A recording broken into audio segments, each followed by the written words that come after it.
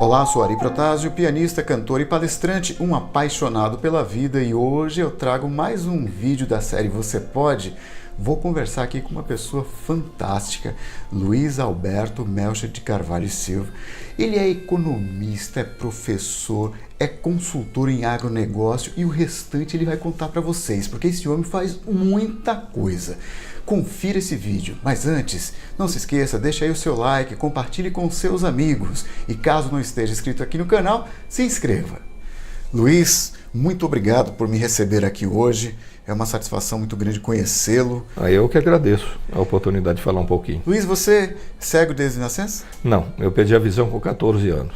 E qual foi o motivo que... Eu tinha glaucoma congênito. Ok. E num jogo de basquete eu levei uma bolada e eu tive descolamento de retina, fiquei vendo tudo do branco ao preto passando pelo verde, porque morreram os cones azuis e vermelhos. Aí depois de um ano eu já não estava enxergando mais nada, né? Eu tive também uma catarata traumática, também numa brincadeira na sala de aula. E eu diria para você que ela era quase que consequência da pancada anterior, né? Então você, na tua infância, você estudou numa escola regular? Eu estudei sempre numa escola regular, porque eu perdi a visão na quarta-feira e na quinta-feira de manhã eu estava na aula. Eu devo isso muito à minha família, sabe? Porque soube administrar a coisa.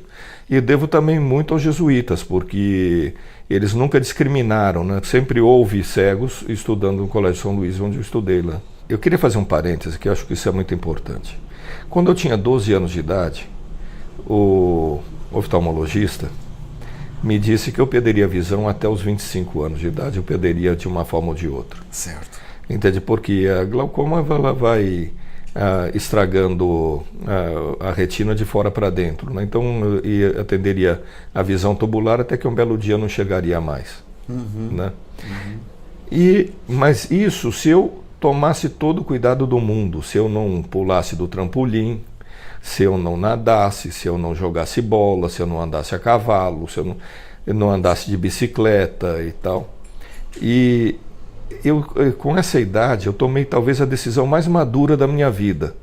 Eu falei isso e pensei, escuta, mas posso ter um acidente totalmente alheio, quer dizer, tanto é que é um acidente, e perder a visão do mesmo jeito. Então vamos aproveitar enquanto eu tenho a visão. E realmente foi o que eu fiz, eu tomei a decisão de correr todos os riscos. Eu arrisquei e obviamente perdi, certo? Por um lado, mas ganhei por outro, porque eu não joguei fora pelo menos 2 ou 3 anos da minha juventude.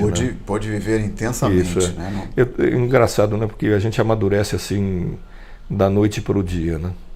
Você começou a estudar muita coisa e fazer muita coisa. Você é economista, você é professor, você é presidente do Instituto Meus Olhos Têm Quatro Patas, que prepara, né, cães guias para pessoas cegas, não é isso? Isso. Você criou um método de treinar o seu primeiro cão. Como é que foi isso? Na verdade, quando a gente treinou o primeiro cão, que foi pelos idos de 1974, quando eu tinha 18 anos, certo, eu importei alguns livros através da Livraria Cultura. Ok. E os livros eram superficiais, porque existe entre as escolas de cães-guias, e espero que isso mude, e está começando a mudar aqui no Brasil, no exterior não. Parece uma coisa assim meio hermética, sabe? Uma coisa de feiticeiro.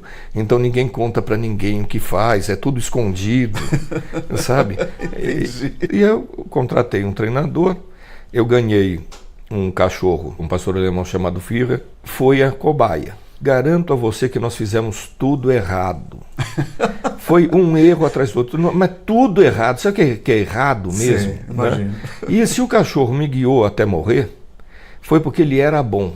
E de lá para cá, eu sempre digo, bom é o animal, o treinador é coadjuvante. Perfeito. E se ele puder não atrapalhar, ele ajuda muito. Né? Para treinar um cão-guia, a gente precisa fazer com que ele entenda qual que é a nossa necessidade. entende?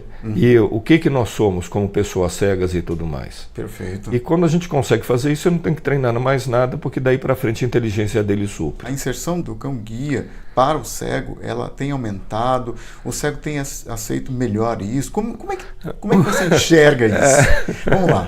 É bem interessante. A sociedade acha lindo. Certo. Mas existem alguns setores que têm um horror enorme ao cão, que são os taxistas e agora os motoristas de Uber, né? 2 semanas atrás eu levei um motorista chamado, para gravar mesmo o nome, Giuliano Bissetto, né? Levei para a delegacia, porque ele se recusou a levar o cão-guia e ainda disse que eu queria invadir o carro dele. O carro dele, no momento que ele põe à disposição do público, né? Público. Público. Mas de qualquer maneira melhorou muito, tirando essas profissões em que o camarada põe o próprio carro, coisa que o valha, ele melhorou demais. E a minha política também mudou muito nesse tempo, né? E a política que eu preconizo não só para mim, mas para todos os que usam cão-guia, que antigamente, quando eu ia entrar num restaurante e o camarada achava ruim, eu mostrava a lei, mostrava isso, mostrava aquilo. Hoje não. Porque meu dinheiro é tão bom quanto o de qualquer um. Sim, sim. Ou o sujeito me aceita como eu sou e eu estou com a lei do meu lado, ou eu não vou comer lá, não vou gastar meu dinheiro lá, não estou pedindo nenhum favor. Maravilha. Luiz, e como é que surgiu a economia na sua vida? Como é que foi eu nasci isso? Economista. É mesmo? Não, é verdade. Tem muita gente que nasce médico, tem outro que nasce músico e tal. E você né? nasceu economista? Eu nasci economista. É mesmo? Por quê? Porque eu costumo dizer para os meus alunos o seguinte: você vira economista o dia em que você sobe no Terraço Itália, olha lá para baixo e entende a interação da sociedade. É a usina hidrelétrica girando e fazendo o metrô andar, e aqueles carros todos andando ali embaixo sem bater, e cada um com seu destino, cada um com sua função, as pessoas andando e tal. Porque a economia, todo mundo que não é economista de nascença, acha que economia tem a ver com finanças, e não tem a ver com finanças. Economia é uma ciência social que estuda como se dá e como se distribui a renda numa cidade, ou num país, ou num estado e tal, numa determinada sociedade. Então, a primeira coisa que eu faço quando eu chego numa cidade onde eu nunca fui, é perguntar para o pessoal de que vocês vivem, quais são as atividades e tal. E aí você começa a destrinchar a sociedade como ela é. Eu tive 2 episódios no meu tempo de colégio que foram assim o primeiro teste para eu me fixar como economista que eu queria ser. O primeiro teste foi quando meu pai foi fazer a minha matrícula para o colegial, e naquela época existia clássico e científico, e tinha clássico para economia e clássico para direito. No clássico para economia a gente tinha tanta matemática quanto qualquer outro curso, e no clássico para direito não tinha. Aí me puseram no clássico para direito.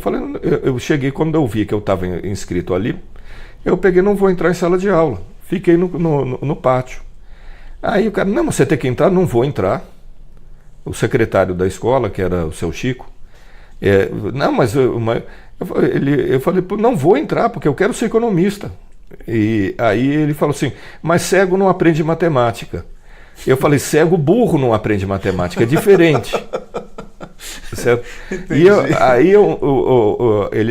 eu falei que não ia entrar em sala de aula, mudaria de colégio, iria para um colégio público, ou era o que eu queria, ou não era. Entendi. Entende? Aí o meu pai foi lá e me mudou de sala. Muito bem. Aí, passado 1 ano, eu cheguei, fiz as provas e tudo mais, e viram um camarada que era recém-ordenado padre, era um padre Sefrim, e falou assim, e aí, te passaram? Ô, louco. Aí eu vi e disse assim, não, porque eu não sou idiota como você, só por causa disso. Eu afio a minha língua todo dia de manhã, depois que eu faço a barba, eu passo a língua no esmeril. Certo, já para poder ter as respostas adequadas, não é? E assim foi.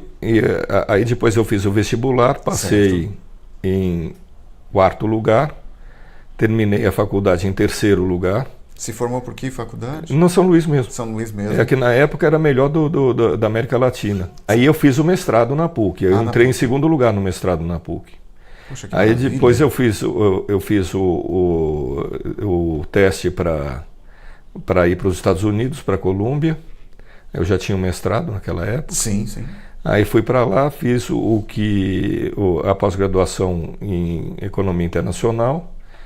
E quando eu voltei, eu fiz o doutorado em História Econômica na USP. Eu tive muita sorte na vida. Então, até uma vez uma headhunter do Banco Itaú quis me entrevistar e ela falou assim, o que você é?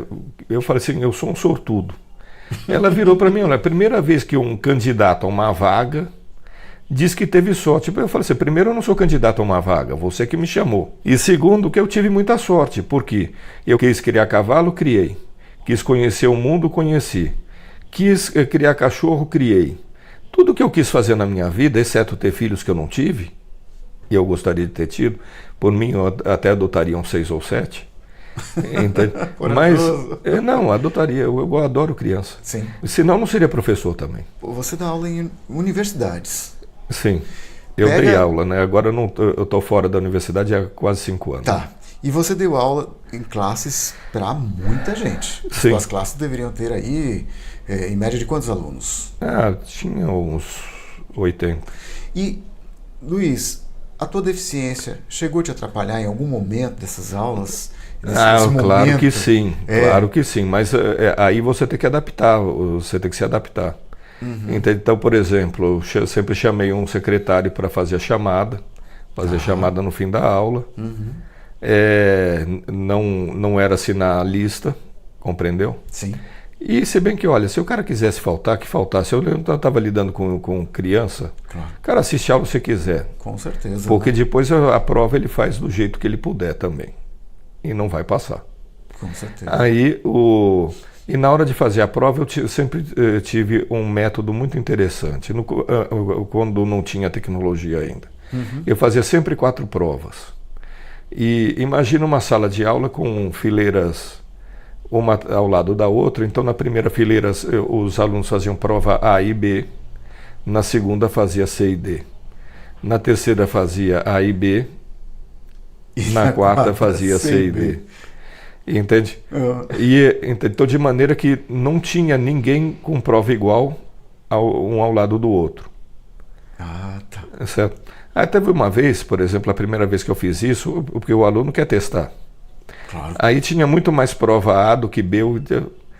Eu peguei o seguinte, eu fiz, olha, vocês são tantos. Dividido por 4, dá tanto. Eram 60 alunos, dividido por 4 dá 15. Eu tinha que ter 15 provas de cada tipo, concordam? Eles falaram, concordamos. Tá. Então, vamos fazer o seguinte. Aqui na A, contei, tem 37, menos 15 e 22. Peguei 22 provas, rasguei e joguei no lixo. Como você fez isso? Não, eu fiz. Vocês não resolveram fraudar? Agora aguenta. Você criava os teus métodos e trazia o pessoal na tua mão, né? Depois, quando apareceu a internet, aí facilitou demais, né? Uhum. Facilitou muito, porque eu já dava aula pela internet, mesmo estando na sala de aula. Tá. A minha aula já era pelo software que era a plataforma de internet da universidade, tá certo? Uhum. Então, o que acontecia? Os alunos tinham que ficar usando o aparelho o tempo todo para assistir minha aula. Aí até eles reclamavam, professor, eu não posso nem olhar o WhatsApp. Eu falei assim, não. Porque ele estava ocupando o equipamento para a aula. Né? Enquanto os outros professores ficavam cheios de nhanhanhã, sim. Entendeu? Eu não tinha problema nenhum, sabe? O dia de fazer prova era muito interessante. Quando a primeira vez que eu fiz isso foi muito legal. Eu peguei e publiquei a prova à meia-noite. E falei, publiquei a prova à meia-noite. Aí quando eu chego na sala de aula, eu disse assim, professor, publicaram a prova. Eu falei assim, não é publicaram a prova, eu publiquei a prova. Certo? Eu publiquei a prova. Certo? E aí a prova ela entrava no ar, ela ficava pública, mas você não podia responder. Entende? Ela entrava no ar, por exemplo, se a aula fosse às 7h30, ela entrava no ar às 7h35, e ela saía do ar, certo? Porque a aula ia até às 9 horas, ela saía do ar às 5 para as 9. Ah, tá. Então, naquele período, ele podia fazer o que ele bem entendesse. Se ele quisesse olhar na internet, se ele quisesse perguntar para o colega e tal. Só que aí eu tinha o seguinte, ele falava assim, 2 respostas com um raciocínio igual, eu anulo para a sala inteira a pergunta. Vocês têm 5 perguntas, vocês podem escolher 4 para fazer, mas se eu pegar 2 iguais, e eu ainda pegava pelo software, né? Eu nem tinha esse trabalho de ler. Tá. Eu já pegava pelo software, pelo sniffer. E se tiver 2 iguais, eu anulo a questão para a sala inteira. Então vocês ficam com 3 perguntas válidas. Se eu pegar 2, certo? Vão sobrar 2 válidas. Se eu pegar 3, vai sobrar 1 válida. Ou você tira 10 ou você tira 0. Certo? Então vocês tratem de não deixar o colega colar. Porque senão porque vai se ele colar, mundo, né? todo mundo entra pelo cano. Entendi. Método, né? Feroz, draconiano. Né? Imagino. Não... Bom, não, mas eu acho que todo professor deveria agir dessa forma, porque aí você cria a consciência de que o camarada está lá para aprender, né? Você também é consultor. Queria que você falasse um pouco sobre as suas experiências em algumas das grandes empresas nesse imenso Brasil. Eu vou te contar uma que eu acho que diz tudo. Eu tenho um ex-aluno que me contratou, a família dele me contratou para profissionalizar a fazenda deles. Eles tinham uma fazenda enorme no norte de Mato Grosso, maior do que muitas cidades aqui eu diria para você que maior do que o complexo que vai de São Vicente ao Guarujá. Puxa vida. Então, eram 600 quilômetros de estrada dentro da fazenda, 2 usinas hidrelétricas, 2.000 porteiras, 1.200 mataburros, era uma coisa assim enorme, 2 aviões. E ela faturava coisa de 6 milhões por ano, uma mixaria. E como ela já ficava na Amazônia Legal, e ela foi desmatada quando podia 50%, entende? Então ela tinha 55 mil hectares abertos. Né? 1 hectare equivale a um quarteirão da Avenida Paulista. 10 mil metros, né? Isso. Então imagina, são 55 mil hectares, ou 55 mil quarteirões da Avenida Paulista, para você ter uma ideia do tamanho da coisa. E faturando só 6 milhões por ano. Perfeito. Aí eu estabeleci a meta de até 2014 chegar a um faturamento de R$2.000 por hectare aberto por ano. Ou seja, pular para 110 milhões de reais por ano. E nós conseguimos.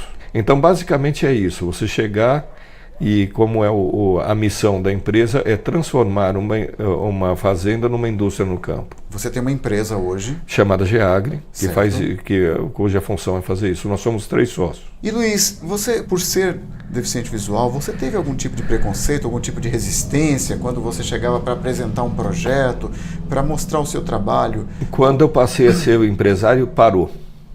É uma coisa interessante. E eu tenho uma análise muito, muito especial a respeito disso. Que é o seguinte, o grande entrave para o emprego da pessoa com deficiência é o RH. Não é o empresário, é o RH. E eu já te explico por quê. Imagina que o camarada de RH, ele zela pelo emprego dele. Ok. E ele não quer correr o risco de botar uma pessoa que depois não dê certo. Certo? Que fica ruim para ele. Não, eu com toda a minha titulação, quando eu tentava procurar emprego, não conseguia. Eu tive muita ajuda da minha esposa, porque foi quando eu abri a empresa. Sim. E durante 5 anos, até que as finanças se equilibrassem e tal, ela pagou as contas. Entende? Então, ou seja, quando eu parei de procurar emprego e montei a minha empresa, certo? Eu parei de lidar com RH para lidar com o dono. O dono corre risco. Quem não corre é o RH, que é empregado. Entendeu? Ele tem aversão a risco. E é uma coisa bem legal Porque a partir do momento em que eu mesmo virei meu empregador, toda vez que eu, um candidato a cliente, perguntava, mas escuta, mas você sendo cego, como é que você vai fazer tal coisa? Diz assim, é problema meu. Eu não tenho que dar satisfação, é problema meu. Ou você fica satisfeito com o meu trabalho e mantém o contrato, ou você não fica satisfeito com o meu trabalho e contrata outro. Perfeito. Você tem essas duas opções, eu não tenho motivo para explicar para você como é que eu vou fazer. Não é problema seu, é problema meu. Eu tenho que entregar. O importante é entregar o produto que foi... Se eu falasse isso para uma pessoa de RH, ela arrancava os cabelos, sabe? Era capaz de cair no chão, bater as pernas e tudo, sabe? Entendo. Mas já para um proprietário de empresa, isso daí não faz a menor diferença. Ele corre o risco e pronto. Luiz, tem uma coluna no Best Car Website. Minha coluna chama-se Carro, Micro e Macro. E ela é publicada quinzenalmente às sextas-feiras. E ela, carro, micro e macro, por causa de microeconomia e macroeconomia, né? Certo. E nela eu debato uma série de questões a respeito do mercado de automóvel, mas não com estatística de venda, essas coisas que toda revista faz. Tá. Entende? A minha questão é diferente, é você interpretar o mercado de automóvel à luz da microeconomia e da macroeconomia. Quer dizer, como é que as pessoas se comportam perante o carro, como na sua vida material. Porque a economia é o estudo da vida material, né? Certo. Então, basicamente é isso. E a gente faz comparações, por exemplo, eu escrevi um artigo de que eu gosto muito, que se chamava O Carro, o Avião e a Latinha de Cerveja. Entende? Por quê? Porque o carro... ele está mudando de projeto. Um avião, por exemplo, ele é projetado para durar 40, 50 anos, né? Certo. E os carros sempre foram projetados para serem trocados a cada 2 anos no máximo. E hoje, com a servicificação, ou seja, as pessoas tenderem a alugar os carros em vez de comprá-los, isso daqui está indo para uns carros muito mais duráveis e feitos como avião, para serem duráveis e para serem atualizáveis durante a sua vida útil, né? E principalmente recicláveis como uma latinha de cerveja. Eu adoro responder os comentários, eu tenho maior paciência para isso, então as minhas discussões ficam com 150, 200 comentários, porque eu respondo. Deixa o endereço aqui para as pessoas. www.bcws/carro, micro e macro, tudo junto. Confira lá. No Salão do Automóvel do ano passado, eu fui fazer a medição da aderência dos carros ao W3C, que para nós que não enxergamos e para os cadeirantes e para todo mundo que tem uma deficiência, diria para você que é imprescindível, né? Que é aquele acordo mundial de acesso, né? Ok. Que foi pela ONU e o Brasil é signatário. Então os carros têm que permitir a entrada do cadeirante, não pode ter, por exemplo, só tela tátil, porque o cego não vai conseguir usar. Sim, sim. Entende? Quem tem mal de Parkinson não vai conseguir usar, então tem que manter os botões, tem que ter, como o W3C diz, você tem que ter 3 meios para acessar qualquer dispositivo de qualquer aparelho, né? E você acha que isso está sendo respeitado? Está melhorando. E você sempre gostou de carros? A vida inteira. Aliás, lembrando, né, que ele é irmão do Pedrão, né? Que tivemos um papo maravilhoso. E o Pedro é um mecânico super respeitado aqui na região, né, rapaz? Incrível, pois né? Isso é de família, sabe? Ele é de família? É de família. Uma família diferenciada, né? Eu tenho um irmão mecânico e uma irmã médica, né? É, isso aí. Ah, que legal. Muito bom. Luiz, com toda essa experiência de vida que você tem, eu queria que você deixasse uma mensagem para as pessoas que estão assistindo nesse momento, porque... Olha, com tanta coisa que você já fez e com tanta coisa que você irá fazer, eu acho que você tem uma coisa de muito legal para dizer para aquela... Porque você sabe, sempre tem aquela pessoa que está desanimada, está triste, está meio desiludida mesmo, não é? Eu gostaria que você, com toda a sua sabedoria, sua inteligência, deixasse uma mensagem para essas pessoas. Eu digo o seguinte, todos nós temos nossos momentos de depressão. Eu tenho meus momentos de depressão, entende? A diferença é que eu sempre falo assim, eu não tenho tempo para ficar deprimido. Se eu ficar deprimido, eu vou perder tempo, então eu não tenho tempo para ficar deprimido. Mas todo mundo tem direito de ter depressão em alguns momentos. O que não tem direito é de se entregar a ela, a não ser que seja doença, aí é outro problema. A vida se mede em tempo. Você não pode perder tempo, ninguém pode perder tempo. Sabe, perder tempo é crime. Sabe, é crime com você, com a sociedade, com todo mundo, né? Então, o meu recado é esse. Se quiser ficar deprimido, fique. Mas por pouco tempo, por favor. Poxa, Luiz, né, que é um prazer, viu? Foi uma satisfação muito grande conversar contigo, viu? Acredite, você pode. Que tal ser feliz?